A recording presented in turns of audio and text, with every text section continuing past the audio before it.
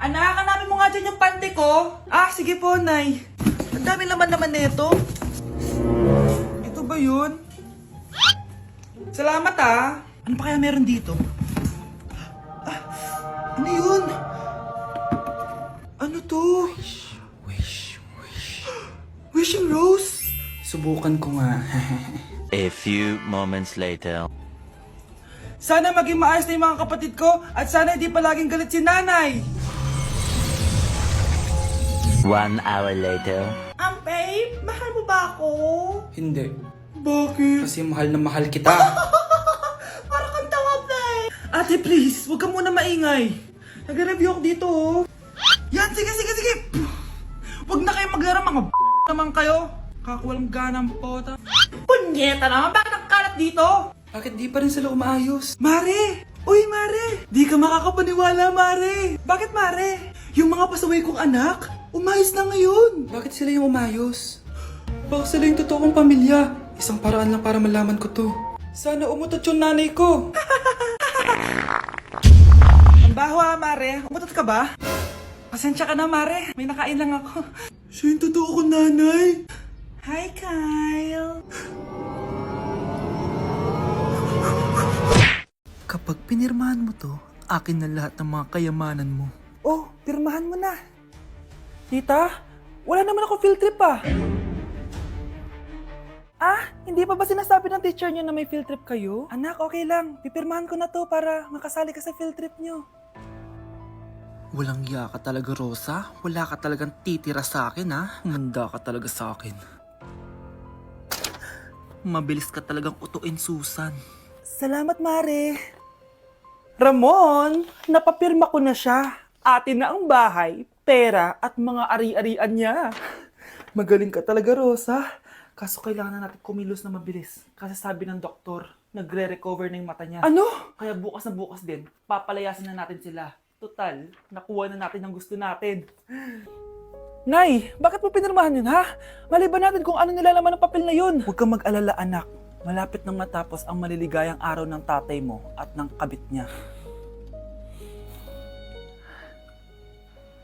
Tita, bakit may dala kang maleta? Aba, syempre. Lilipat na ako dito sa bago kong bahay. Ano? Tay, ano ibig sabihin nito, ha? Nakalagay dito sa papel na pinirmahan ng nanay mo na amin na tong bahay, mga sasakyan niya at ang mga pera niya. Napakahayop nyo! Bakit ang ingay? Ano nangyayari? Nay, kinuha na nila lahat sa atin! Ayan, magsama kayo mag-ina. Ngayong nasa amin na ang lahat, pwede na kayong lumayas. Ramon, magse-celebrate tayo, ha? Ang galing nyo din, no? Ha? Nakakakita ka? Bago kayo mag-celebrate, i-check nyo muna kung pirma ko ba talaga yung nakalagay dyan. Hindi pwede to! Tay! Attorney! Kita mo naman kung ano ginawa na tong dalawang to, di ba? At nandito na rin ang ebidensya na magpapatunay na naghaharutan sila sa loob ng bahay ko. Anong gagawin nyo sa amin, ha? Mahal, huwag mo naman gawin sa amin to, please, oh. Magbabago ako, please. Oh, hey! Sorry kung natatapakan kayo pagka-love team nyo, ha? Arestuhin nyo na yung mga yan. Mag-celebrate kayo sa kulungan. Kayong dalawa, sumama na kayo sa akin sa presinto.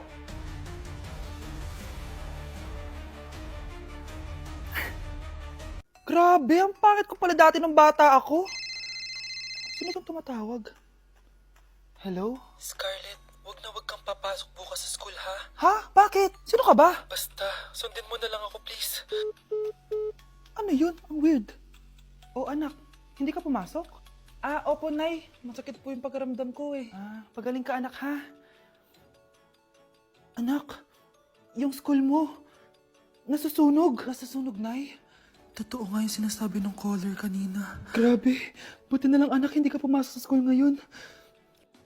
Sino na naman tumatawag na to? Hello? Sino to? Scarlett, wag kang matutulog ngayong gabi, ha? Ikaw na naman? Paano mo nalalaman yung mga yan, ha? Scarlett, please, sundin mo na... Anak, matutulog na ako, ha? Ikaw din, huwag ka na magpuyat. Ah, sige po, Nay. Tatapusin ko lang po itong pinapanood ko. Kung hindi ako matutulog, ano namang gagawin ko buong gabi?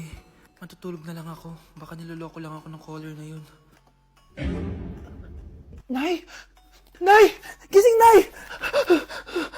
Ano nangyari, anak? Binabangungot ka, Nay. Buti gising ka pa. At nagising mo ako. Sino ba talaga yung caller na yun? Si Sino ka ba talaga, ha? Bakit alam mo lahat ng mga masasamang mangyayari? Gusto mo ba talaga ako makilala, Scarlett? Oo, dahil hindi ako matatahimik. Magkita tayo malapit sa puno ng mangga. Hello? May tao ba dyan? Hi, Scarlett. Ikaw ba yung caller? Gusto mo ba talagang makita kung sino ako? Oo. Ako ikaw, Scarlett. Galing ako sa future. Ikaw ako? Kailangan kong ayusin yung mga nangyaring masama. Paano? Paano nangyari yun? Basta, Scarlett, ayusin mo yung mga desisyon mo sa buhay, ha? Sige na, baka mahuli pa ako ng mga humahabol sa akin. Sandali! Sino humahabol sa'yo? Tama na! Ano to? Wala na namang ulam? Mahal, pangako bukas may kakainin na tayo. Sinabi mo rin yan kahapon. Paano tong anak natin, ha? Paano natin ito bubuhayin? Mahal, please, magtulungan tayo. Makakaahon din tayo dito. Ayoko na. O ito, ikaw na maghalaga niyan. Mahal, please, wag mo naman kaming iwan. Babalik na ako sa dati kong buhay. Sa buhay na nakakakain ako na masarap.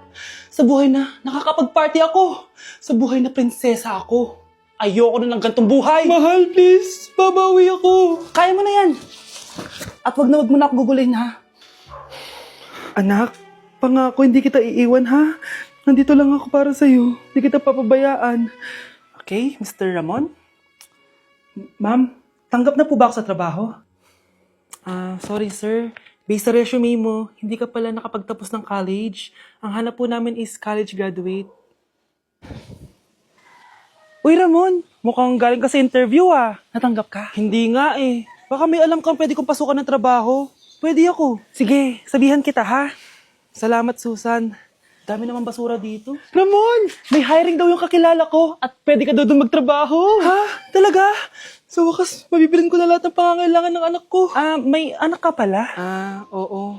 Iniwan kami ng nanay niya dahil di niya kaya tong gantong buhay. Hayaan mo, hindi mo deserve yun. Wow, ang bilis. May pumalit na agad sa akin. Mali ka nang iniisip. Alam mo ba Ramon, nabibili ko na lahat ng gusto ko ngayon. Kumakain kami sa magandang restaurant at nakatira ako sa mansyon. Ha? Honey, tara na. Ipag-shopping pa kita mamaya. Baka malit pa tayo sa dinner natin. Okay honey, papunta na. At ikaw babae ka. Kung ayaw mong masira ang buhay mo, layuan mo yung lalaking yan. Death certificate? Hindi naman patay si tatay ah. Anak, alam kong nasa kwarto ka ng tatay mo. Si nanay. Anak! Nay, tawag niyo po ba ako? Wala. Kala ko nasa loob ka eh. Sige, Nay. Gagawan ko na po ng pagkain si tatay. Kailangan ko malaman ng totoo. Sorry, Nay. Kailangan kong gawin ito sa'yo. Nay, eto na po pala yung pagkain ni tatay. Ginawan din po pala kita. Buti naman naisip mo pa ako. Thank you, anak ha. Welcome, Nay. Mahal, kain na tayo. Gumana yung plano ko. Kailangan ko na humingi ng tulong. Ang galing mo din, Scarlett, no? Pero mas magaling ako. Nay, hindi ka nahimatay. Anong akala mo sa akin? Tanga? Inamoy ko yung pagkain na binigay mo sa akin. At kaamoy niya yung lason na nilalagay ko sa pagkain ng tatay mo. Ang sama mo, Nay. Well, kailangan ko ang pera ng tatay mo. Inasawa ko lang naman yan kasi mayaman siya. Ipapakulong kita sa ginawa mo kay tatay. Sa tingin mo maniniwala sa'yo ang mga pulis? May CCTV tayo sa bahay. Kitang-kita dyan na ikaw ang gumagawa ng pagkain ng tatay mo. Kanina pa nasa kulang mga pulis. At naririnig nila lahat ng sinasabi mo. Mga pulis? Nasaan na siya?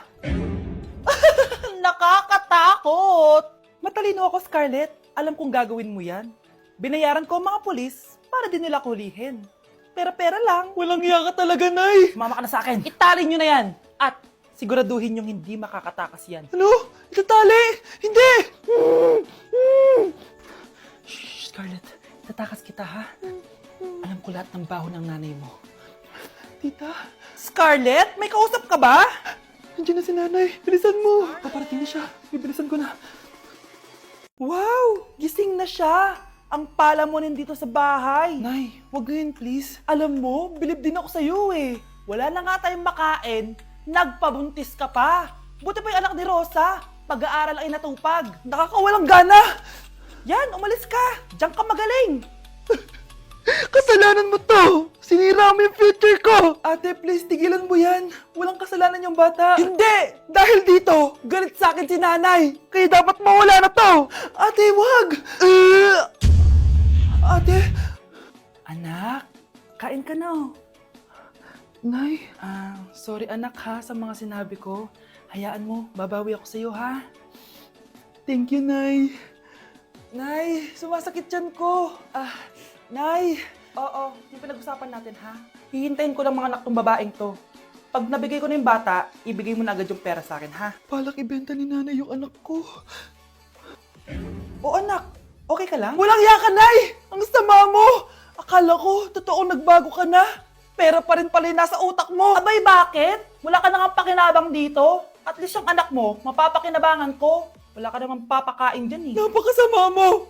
Lalayas na ako sa impyernong to! Sige, lumayas ka! Sino tinakot mo? Tignan natin kung saan ka pupulutin.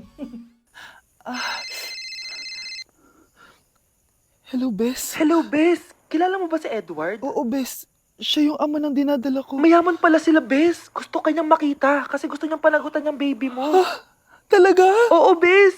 Ito na yun, Bes. Bes, hindi mo na kailangan magtiis na nanay mo. Hindi pwedeng anak ko lang ang makikinabang sa yaman ng lalaking yun. Dapat ako din. Ano ba naman yan? Bahay ba to? Junk shop? Ang kalat! Hoy, ikaw! Maginis ka nga! Huwag ka puro cellphone dyan! Sige po, Nay. Ay, natapos din! Nay, tapos na po ako! Oh, hindi ka pa tapos? Nakikita mo to? Hugasan mo mga plato dito! Meron na naman. Sige po, Nay. Oh, pagkatapos mo dyan, magpunas ka ha! Nay, sandali lang. Ang dami niyong utos. Nagreklamo ka? Gusto mo kunin ko cellphone mo? Sabi ko nga na, maglilinis na ako. Oh, pagkatapos mo dyan, ilabas mo yung mga basura doon. Bilisan mo, marami pa akong utos sa'yo. Meron na naman. Titigil ka din sa kakautos mo na.